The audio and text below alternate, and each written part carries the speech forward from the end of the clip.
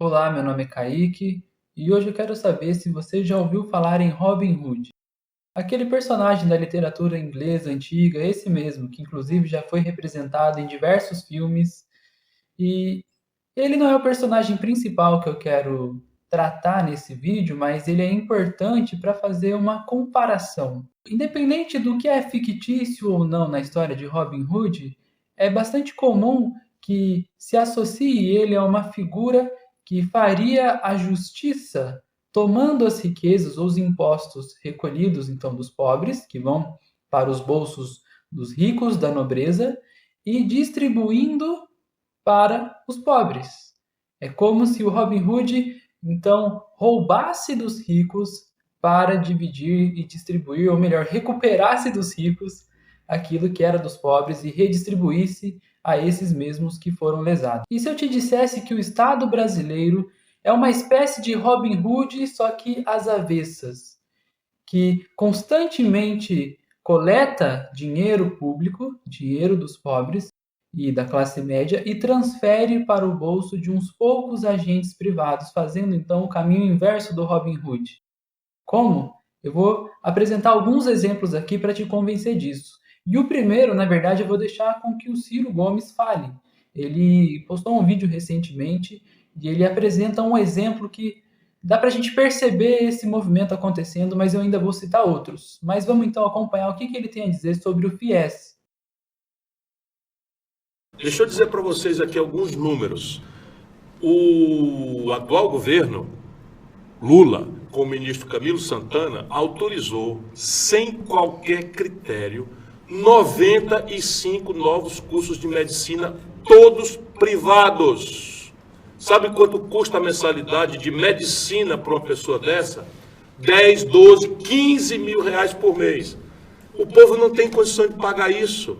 Resultado prático, o governo tira do FIES, do cofre do governo, do cofre do povo brasileiro, e passa direto para o bolso dos empresários. O Brasil tem as maiores corporações de educação privada do mundo. Não é não, Valfredo Mares Guia? Eu estou dizendo logo o nome do maior deles aqui, que é um cara que eu apresentei para o Lula e que é o cara que virou bilionário com esse negócio, dinheiro do FIES, o cara bota no bolso e sai no fim um garoto está devendo R$ 1 milhão para começar a vida. Não dá conta de pagar, lá começa a demagogia de dispensar, etc, etc, porque não vai fazer. Sabe quantos por cento dos meus colegas bacharéis em Direito conseguem sucesso no exame de ordem? Quando a gente faz Direito, a gente não pode advogar direto, só porque se formou. A gente tem que se submeter a um exame de qualificação na OAB. Pois bem, sabe quantos por cento de cada 100 garotos e garotas com sacrifício dos pais, virando noite, trabalhando de dia e virando noite de madrugada, comprando livro sem poder, etc, etc? Pois bem, 82 de cada 100 não passam no exame de ordem. É tudo arapuca, irmão. Tudo arapuca para dar dinheiro para empresário privado. E isso é o desastre que nós estamos fazendo, estamos vivendo no Brasil. 40 anos de democracia é isso que nós temos. Por isso que eu estou todo dia denunciando. Porque isto daí é a condenação não mais do presente, mas do futuro. E isso não tem jeito não. Se a gente não abrir o olho, isso não tem jeito. Bem, independente da tua opinião a respeito do FIES, que de fato já possibilitou que muitos brasileiros e brasileiras se formassem no ensino superior privado, vamos nos ater ao que tem acontecido na prática. Existe então um acordo entre os empresários que abrem novos cursos privados todos os anos com mensalidades altíssimas. E quando a população pobre não consegue então pagar essas mensalidades absurdas, exorbitantes, o governo paga a parte da pessoa que solicita o FIES. E o que isso é na prática? Em vez de se fortalecer o ensino público superior, que é gratuito no Brasil e que tem muito mais qualidade do que a grande maioria das universidades privadas, o governo transfere o dinheiro público direto para o bolso de uns poucos agentes privados, para bilionários ou milionários, pessoas que vivem de ganhar o dinheiro dessa forma. Então, independente do seu julgamento a respeito do programa, na prática, dinheiro público está sendo transferido para os bolsos de uns agentes privados. Mas tem mais exemplos que eu quero apresentar para te convencer desse Robin Hood às avessas. Você sabe como o Estado brasileiro se financia? A gente aprende desde criança que nós pagamos impostos em tudo aquilo que nós compramos, que nós consumimos. O governo coleta esses impostos, uma parte daquilo que a gente compra, que a gente paga, e depois transfere isso em saúde, em educação, fortalecendo os serviços públicos, certo? Mas essa não é toda a verdade. O governo constantemente empresta dinheiro de agentes privados, principalmente de bancos, mas também até de pessoas de outros países, como dos Estados Unidos da América, e essa é a chamada dívida pública, a dívida que o governo faz para bancar os serviços, e aí são bilhões e bilhões e bilhões, enfim. Só que a dívida pública em si não é um problema. O que acontece é que, além de no Brasil nunca ter se feito uma auditoria da dívida pública, nunca se conferiu para ver se há fraudes, para colocar limpo mesmo e esclarecer para a população, o Estado brasileiro tem, nos últimos anos, e já há vários anos, se configurado apenas para pagar os juros da dívida pública, porque quando o governo toma emprestado esse dinheiro de agentes privados, o governo garante que vai devolver com juros, e é um empréstimo que é certeiro. Aquele que empresta para o governo vai receber por quê? Porque o dinheiro, a gente está falando de uma dívida interna. O real que é utilizado para pagar é produzido pelo próprio governo. Então, não tem chance nenhuma do governo não pagar, pelo menos na situação atual que nós nos encontramos. E aí que está o problema. No ano passado, 2023, o Brasil gastou, deixa eu ver aqui, conferir, 614,55 bilhões com os juros da dívida pública. A gente não está falando da dívida em si, a gente está falando só dos juros da dívida pública. É muito dinheiro. E se a gente for comparar isso, o que o governo gastou, então, com saúde, com educação e com desenvolvimento social? 578,13 bilhões. O orçamento gasto apenas com os juros da dívida pública é maior e muito maior do que o dinheiro gasto em todos esses serviços que são essenciais para a sociedade brasileira, marcada profundamente pela desigualdade social. E vamos lembrar que no Brasil os ricos proporcionalmente são os que menos pagam impostos. Então o que é que está acontecendo? O governo adota um teto de gastos, e o teto de gastos faz com que o governo não possa mais investir e bancar as despesas com saúde e educação que nos últimos anos estão sendo cortados.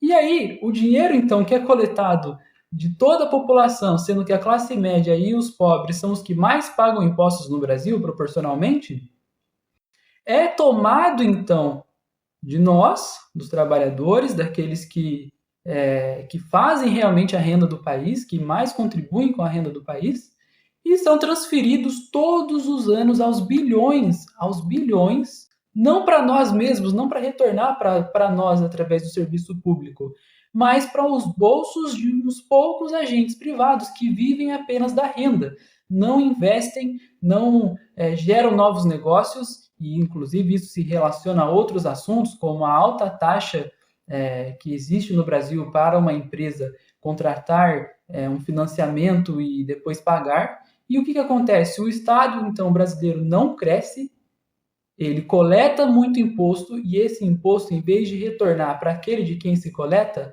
vai sendo transferido a cada ano aos bilhões para os bolsos de uns poucos agentes privados. Mais uma vez, é o Robin Hood às avessas sendo visto no Estado brasileiro. Só que tem mais ainda. Quando o país adota um teto de gastos, o que isso significa? Que o Brasil, que o país, não vai investir. Basicamente é isso, se corta um monte de gastos, de despesas, para se controlar, então, para ter um ajuste fiscal do que o país gasta, só que o país deixa de investir. E isso também serve para manter o Brasil na sua posição subordinada no comércio internacional. Entre as potências capitalistas, o Brasil tem um papel, e não é um papel de uma indústria forte, como já foi com Getúlio Vargas, e um pouco depois ainda de Getúlio Vargas com Juscelino Kubitschek. Não, o Brasil ele serve como uma grande fazenda.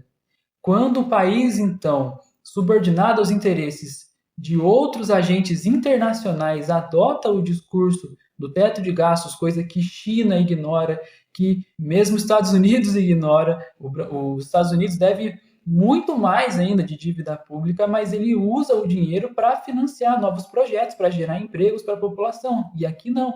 Aqui é uma estagnação que enriquece uns poucos agentes privados. E isso é injusto, isso na verdade é um grande roubo que acontece de maneira oficial, coisa que também o Ciro Gomes denuncia, e ele vai dizer que o Brasil é um paraíso dos parasitas rentistas. Porque são pessoas que só vivem da renda, vivem dessa transferência constante de dinheiro público para os bolsos de uns poucos agentes privados. Quer mais um exemplo? Vamos pensar no que é uma privatização. E vamos pensar no exemplo da escola, que está sendo cada vez mais assediada, a escola pública brasileira, especialmente o ensino médio, para ser privatizado, e isso já tem acontecido no Paraná, já está ocorrendo também em São Paulo. E o que isso é na prática? Vamos lá. Então, através dos nossos impostos, o governo investe em educação, os governos eles constroem escolas, eles pagam os professores, eles dão o dinheiro da merenda, e esse dinheiro é através dos nossos impostos. Somos nós, em um certo sentido, que pagamos a escola, que colaboramos, de modo geral, para a construção e manutenção da escola. Então, ela é um bem público, que é mantida com dinheiro público.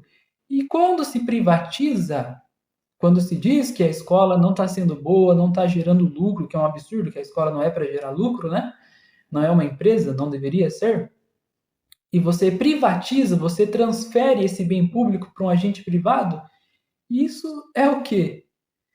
Você está tomando um bem que é público e transferindo para um agente privado lucrar. E aí já deixa de servir, então, a população e passa a servir a esses agentes privados. Não é à toa que Jorge Paulo Lemann, o homem mais rico do Brasil, tem investido em educação e é um dos homens principais responsáveis pela reforma do novo ensino médio, que tem focado no empreendedorismo, na educação financeira, enquanto que a escola vai cada vez mais sendo aberta para ser privatizada, mais uma vez transferindo o bem que é público para agentes privados. E aí vamos pensar na Petrobras. O que é a Petrobras? Uma empresa, então, gigantesca, imensa, que explora, dentre outras coisas, o petróleo, que deveria servir para a riqueza da população, já que está no território nacional, ela tem diversos acionistas, inclusive de fora do país. O que é isso? O dinheiro, então, que é produzido pela Petrobras, que deveria ser um bem público, vai para os bolsos de uns poucos agentes privados e, inclusive, o que é mais louco ainda, para os bolsos de pessoas de fora do país. Um bem público nacional serve para enriquecer pessoas de fora do país em vez de servir as pessoas do próprio país. É ou não é um Robin Hood às avessas? E tem mais, muitas vezes quando uma empresa quebra no país, ela proclama falência e muitas vezes o governo vai lá e assume as dívidas dessa empresa. Então o lucro não é socializado, ele vai para os bolsos de uns poucos agentes privados. E quando há prejuízo, quando há falência, aí sim é socializado o prejuízo. E a população que mais deveria ser assistida pelo Estado banca mais uma vez a tragédia de uma empresa privada, ou as tragédias das empresas privadas. Então, a gente poderia citar vários outros exemplos de como o Estado brasileiro serve não apenas aos interesses de uns poucos agentes privados nacionais, mas até mesmo internacionais. E é importante dizer que isso não é algo do governo atual, nem do governo anterior, é de todos os últimos governos que não batem de frente com o rentismo que impera no Brasil e que vive apenas da dívida pública, dos juros da dívida pública, e impedem o país de crescer. Então, não é de um governo, não é de outro, mas todos os últimos governos têm se curvado diante dessa lógica dos banqueiros, dos bilionários, dos milionários do Brasil e de fora do Brasil. Então, preste atenção para que mesmo que nós sejamos prejudicados, e nós seremos, pelo menos por um bom tempo, que nós não sejamos enganados. Eu já falei em algum episódio aqui do canal, vou deixar o link na descrição, sobre como o poder econômico pode e controla o poder público, o poder estatal. O Estado é controlado pelos donos do dinheiro, que são, então, os donos do poder. É um pouco pessimista, mas a gente tem que pensar sobre essas coisas, tá bom? Até a próxima.